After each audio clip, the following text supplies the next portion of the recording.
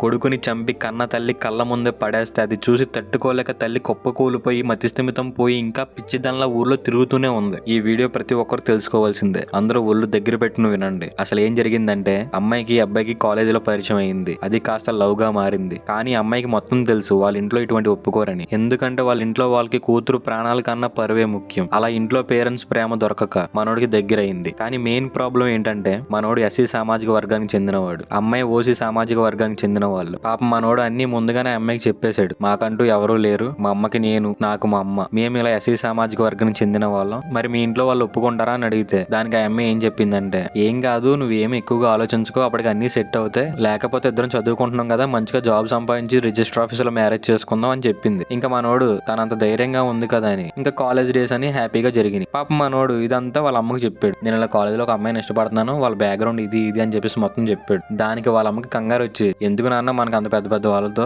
నీకు ఏదైనా అయితే నేను తట్టుకోలేను, వద్దు నాన్న మనకు అటువంటి వాళ్ళతో స్నేహాలు వద్దు, దయచేసి అర్థం చేసుకుని నేను ఎందుకు చెప్తున్నాను అంటే మనోడు ఏం పట్టించుకోవాలి. తీరా కాలేజ్ ఫైనల్ ఇయర్ కి వచ్చేసారు. వీళ్ళిద్దరికి క్యాంపస్ ఇంటర్వ్యూలో జాబ్ కూడా వచ్చింది. వాళ్ళ ఇంటికి వెళ్ళి జాబ్ వచ్చిందని చెప్తే అబ్బాయి వాళ్ళ ఇంట్లో వాళ్ళ అమ్మకి సంతోషానికి హద్దులు. కానీ అమ్మాయి వాళ్ళ ఇంట్లో వాళ్ళు ఏమన్నారంటే, జాబ్ చేసుకో కానీ అది మమ్మల్ని ఎందుకు అడుగుతున్నావు, మీ ఆయన్ని అడుగు అన్నారు. అదేంటన్నా నాకు చెప్పకుండా నా పెళ్లి సంబంధం ఏంటి, నేను ఇలా కాలేజీలో ఒక అబ్బాయిని ప్రేమిస్తున్నానని చెప్పి మొత్తం చెప్పేసింది. ఇంకా వాళ్ళ నాన్నకి కోపం వచ్చి మనోడిని కొట్టించడానికి మనుషులు పంపించాడు. కానీ మనోడు అక్కడ లేడు, జాబ్ కోసం సిటీకి వెళ్ళాడు. ఇంకా వాళ్ళ అమ్మకి నీ కొడుకుని జాగ్రత్తగా పెట్టుకో లేకపోతే చంపేస్తామని భయపెట్టారు. ఇక్కడ ఏం జరుగుతుందో పాపం మనోడికి తెలియదు. అమ్మాయి చూస్తే ఫోన్ రెస్పాన్స్ లేదు. ఇంకా ఫ్రెండ్స్ తో ఎంక్వైరీ చేస్తే ఆ అమ్మాయికి రేపొద్దున ఎంగేజ్మెంట్ అని తెలిసింది. ఇంకా మనోడు వెంటనే బయలుదేరాడు అక్కడి నుంచి. పాపం మనోడికి తెలియదు అదే ఆఖరి రోజు అని. అమ్మాయి వాళ్ళ ఇంటికి వచ్చేసరికి ఎంగేజ్మెంట్ అయిపోయింది, అందరూ వెళ్ళిపోయారు. వాళ్ళ నాన్న దగ్గరికి వెళ్ళి మేము ఇలా ప్రేమించుకున్నాం, ఇలా పెళ్లి చేసుకుందాం అని చెప్తే వాళ్ళ నాన్న ఏమన్నాడు తెలుసా, మీరెక్కడ మేమెక్కడ, నీకు నా కూతురు కావాలరా అని చెప్పి కాల్తో తన్నాడు, మనుషులతో కొట్టించాడు. ఇలా అయితే వీళ్ళిద్దరు దేనికైనా తెగిస్తారని చెప్పి బయట నుంచి మనుషులు పురమాయించి వీళ్ళ చేతికి మట్టి అంటకుండా పని కానిచ్చేశాడు. కొడుకు శవాన్ని తన కళ్ళ ముందరే కారులో నుంచి ఎవరో తెలియని వ్యక్తులు వాళ్ళ గుమ్మం ముందర పడేసి వెళ్ళిపోతే అది చూసి తట్టుకోలేక ఆ తల్లి మతిస్థిమితం పోయి, నా కొడుకు సిటీలో జాబ్ చేస్తున్నాడు,